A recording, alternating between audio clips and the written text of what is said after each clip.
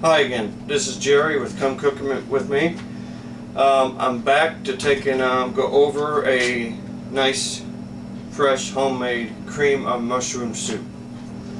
Now what I like to use for this is shallots. Now you can use onions, of course, fine dice it like I showed you in the previous knife skill video, but I like to use shallots. It gives it just a little touch different flavor. And of course fresh garlic I like to use. Garlic powder can be used, but fresh garlic is a great way to go to get the flavor and aroma out of it. And of course I have here about a pound of mushrooms that you pick up from Walmart, any Kmart, or any place you can find mushrooms. Just about a pound is all you're going to need. And of course the chicken stock. My wife canned the chicken stock we made in a previous chicken stock video.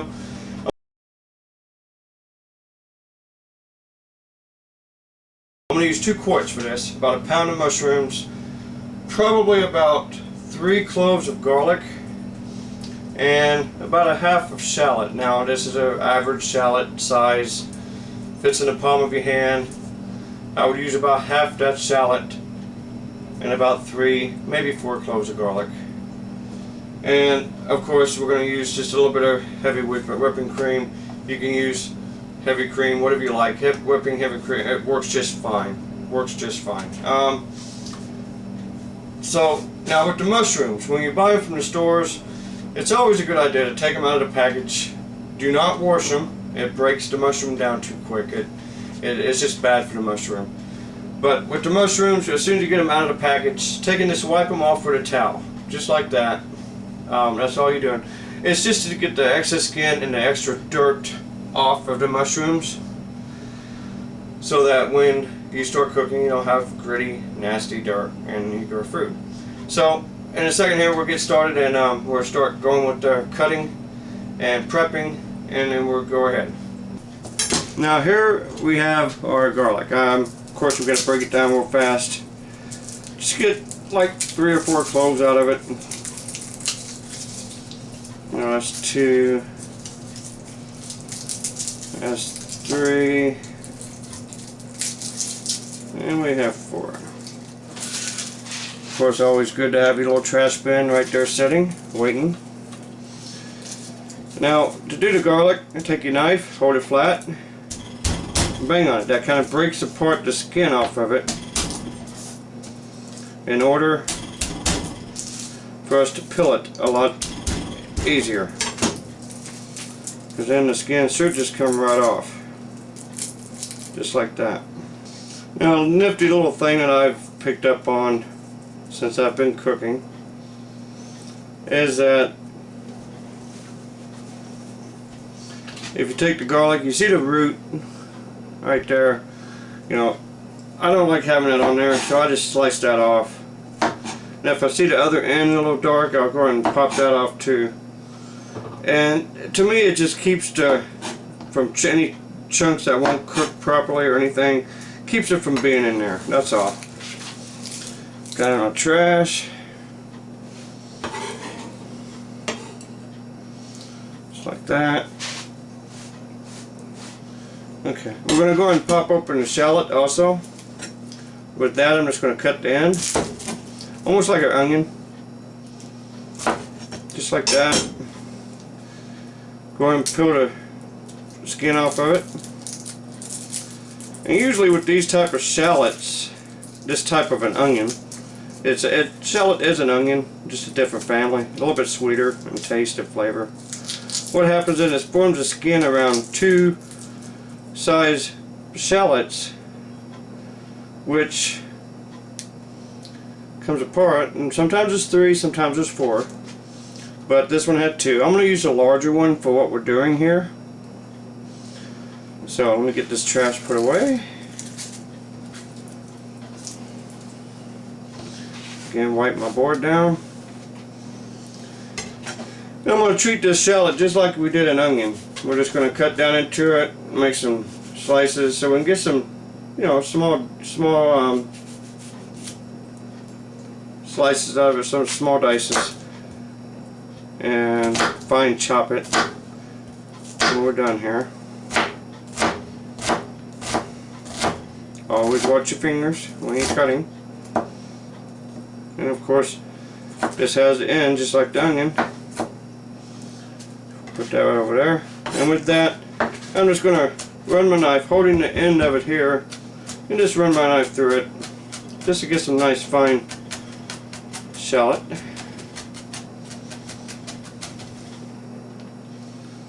Just like that. Looks very nice. The same thing with our garlic here. I'm just going to run my knife through it this way.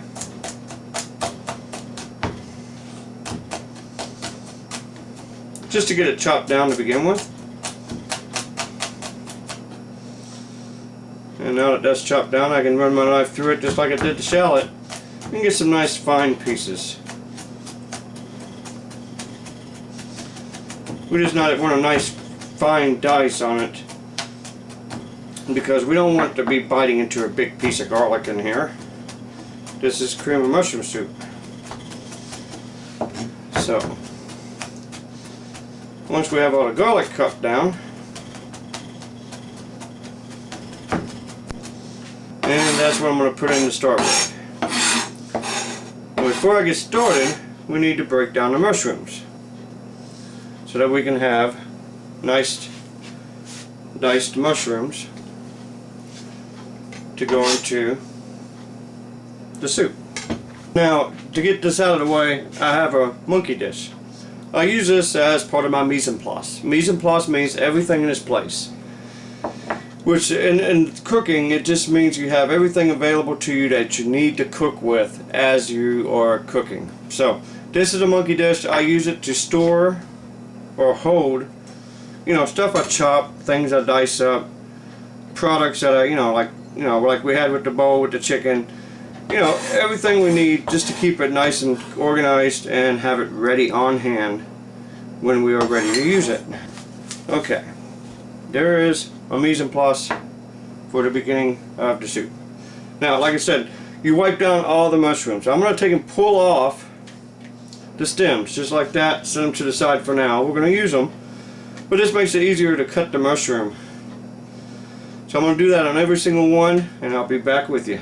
Now that we have removed all these stems apart from the mushroom, now we can start slicing each mushroom. And you want to try to keep them all about the same size, and just take and run your knife through and cut every single mushroom to about the approximate size you want. I mean, I would say an 1/8 inch, somewhere along in there. Nice size, 1/16 of an inch. That way they cook evenly and finish at the same time, and they just nice sized bites and equal cuts. Now I'll be back with you to show you what I do with the stems and how I do the stems. Stay tuned. With the stems, I like to do kind of the same thing, just like we kind of did with this dicing and my knife skills video. Just kind of line them up and cut them into little chunks, little medallions, just like that. Don't need to be perfect. They're going to cook through, and they're going to be a great addition to the soup. Just do them all just like that, and as soon as that's done, we'll come right back. Okay, we're back, and here we have our mushrooms, stems cut, slices cut. Everything's great. We have a mise en place with the garlic and onion, and we are about ready to get started on making our cream of mushroom soup. So we'll be right there, and we'll get started. Now we're about to get started cooking the cream of mushroom soup. We're going to start out by turning on the stove, getting the heat going, and we're going to add a little bit of oil, the shallots and the garlic to start with, just until they're translucent, and then we're going to add the mushrooms to go in there, and they're going to saute and they're going to cook down. As they're cooking down, we can watch them. We should be able to notice the difference between texture and the way they look as they're cooking. So let's get started. Okay, here we have our pan with the heat going. I got it on about 9 just to get it heated through real quick. And I'm going to turn it down to about 7 or so. And I'm going to add my oil, which I like to use olive oil. It's just one of my preferences. Just enough to coat the bottom of the pan, so that when we add our garlic and onion, it does not stick or burn or get too hot. And we'll go ahead and add our garlic and onions.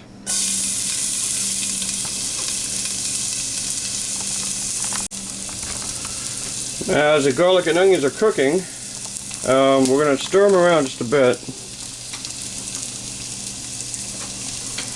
That's just so they do not burn. As you can tell, they're already starting to burn a little bit. They're starting to turn or get nice and hot, nice and toasty. So I'm going to go ahead and add my mushrooms.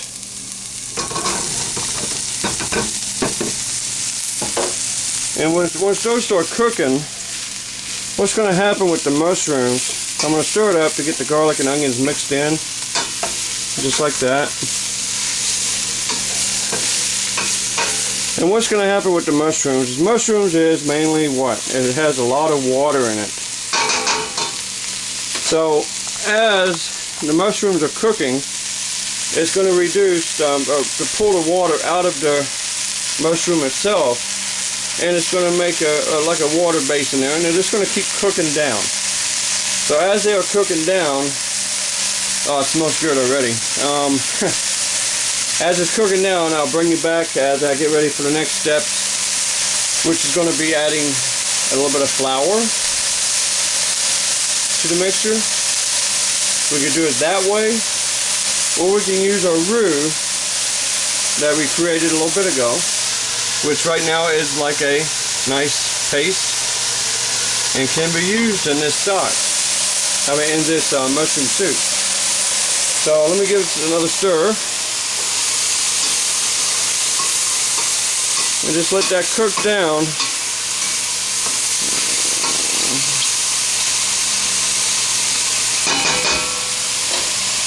Now as it cooks down, we'll take and get back to it.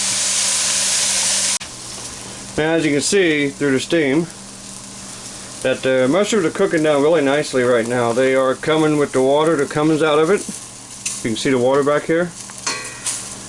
Just let them keep reducing down for another few minutes, and we'll go ahead and get ready for the next step. Now, as I said earlier, there's two ways we can do this. We can either use the roux to thicken it, or we can use the basic classical way, which I'm used to doing. Is since it's almost there to the point where I want to go ahead and continuing on with the soup, is I'm going to just add regular flour to it. And what we're going to do is, it's probably close to 1/3 of a cup or so. And we're just going to add that flour in. And we got to be quick about this, because as that heat hits the flour, the chemical reaction starts to thicken it, makes it stiff, and it sticks to the mushrooms and just brings it all together, and it'll start to brown and give it that color that it needs. And as you see the white from the flour start to disappear, that'll be a signal for our next step for the cream of mushroom soup. And we're getting close here. The flour is almost there, and I'm going to let it cook for a second longer. Now you see a little bit of stuff getting stuck in the bottom there. I don't know if you can tell or not, but you know, as I move my spoon across the bottom, you can see it's starting to get dark or starting to stick. That's okay, because what will happen is when we add the next step, which is stock, which we are about ready. This is our chicken stock, veggie stock, I mean. We're going to add a little bit at a time. We'll go about that much to start. And we'll start mixing around. As we're mixing around, what's happening is the flour is going to start coming off of the vegetables, you know, the mushrooms. And it's going to start to thicken the stock. And as it's cooking, what happens when the roux hits heat, or when the flour hits the heat and then everything comes together, it starts to thicken. And that's what's going to start happening here in a second here, which you will see. Now, if 1/3 of a cup of flour wasn't enough, you cannot add flour to a soup once you've already got liquid in it. So with what we're going to do is we'll use our roux that we made earlier. We'll just start adding, incorporating it little by little until we get the thickness we desire. But for now, let's go ahead and keep doing this and we'll see what happens.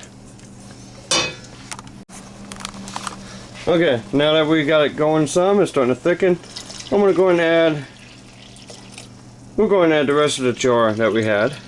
This is one. And we'll start stirring again. And like I said, as it comes up to heat, comes up to a boil, we will notice it start to thicken again. And in the beginning, when we first added the stock to the pan, the reason why I wasn't worried about nothing sticking to the bottom was because once the stock hit the pan, it's called deglazing. The liquid was able to lift up anything that was stuck to the bottom of the pan. So that's called deglazing. And that brought up anything that was stuck, all the particles, the flavor, everything that was built down at the bottom, or stuck down at the bottom. And we'll just keep doing this for a few more minutes until we see what we have. Now it's been about 3 minutes or so, and I've just been watching it, kind of keeping it stirred. It's just now coming back to a boil. We want the boil to come up. We want it to simmer. We want it to take and thicken. The flour I added may not have been enough because we still have another quart to add. So what we're going to do is we're going to bring it up to a boil, let it thicken some more, and as it thickens more, we're taking add the second quart, and then we may have to go back up to the roux in order to finish it off.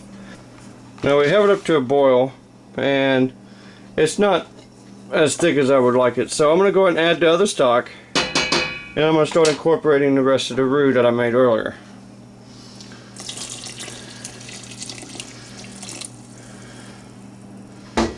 Now all the stock is in, and you can see it's going to be quite a bit of cream of mushroom soup when we're done.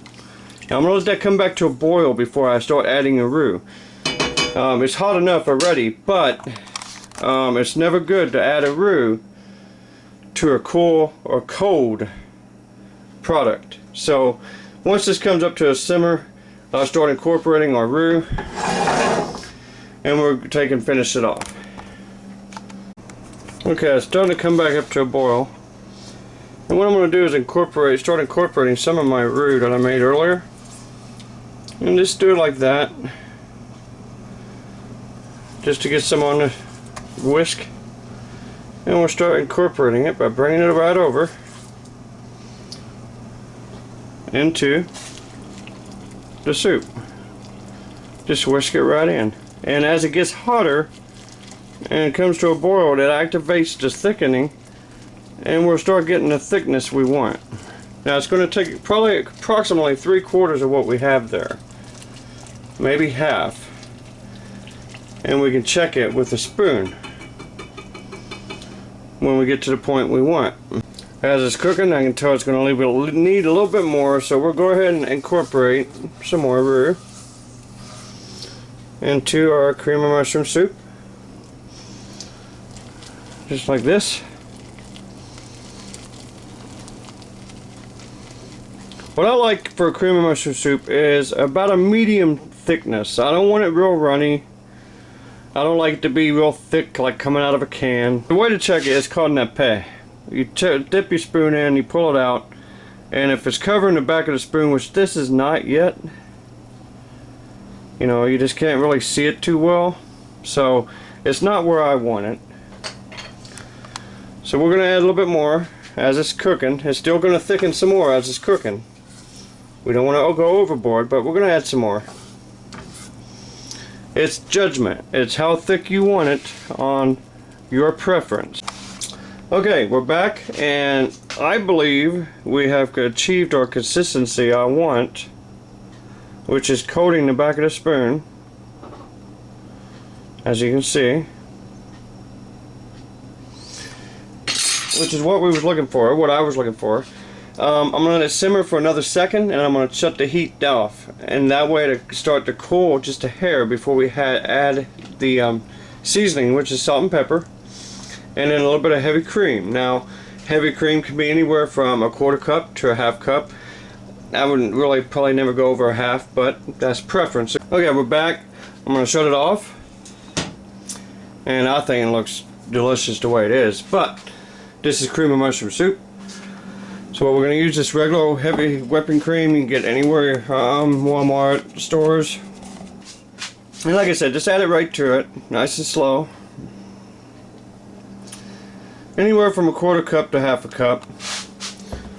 I believe I hit probably pretty close to 1/4, or maybe a little bit more right there. You can see the cream now incorporating into the soup. Might have been really close to 1/2 cup. But that looks really nice. I mean, you buy it from the store, you're going to get something probably a little bit lighter than this, possibly. But for all purposes, this looks great. I've already seasoned it to taste. To my taste, of course, you do it to your own. Salt and pepper, maybe a little bit of cayenne if you like a little kick. And of course, it is nice and nappy. Looks really good. Now I'm going to go ahead and scoop out a nice bowl full.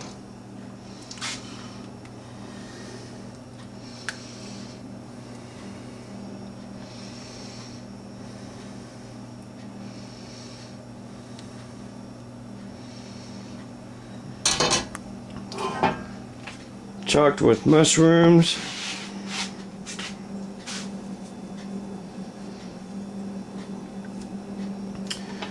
And it just looks delicious.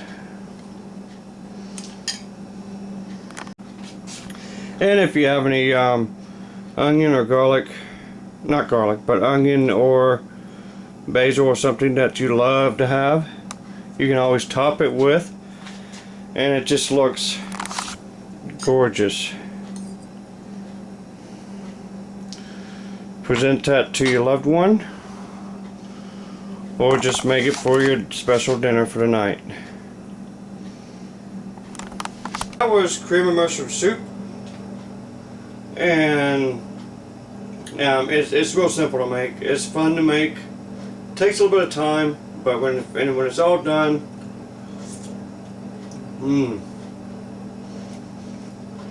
you just can't beat it. Again, we'll be doing different recipes, different things in the future. And this is Jerry Taylor. Come cook with me.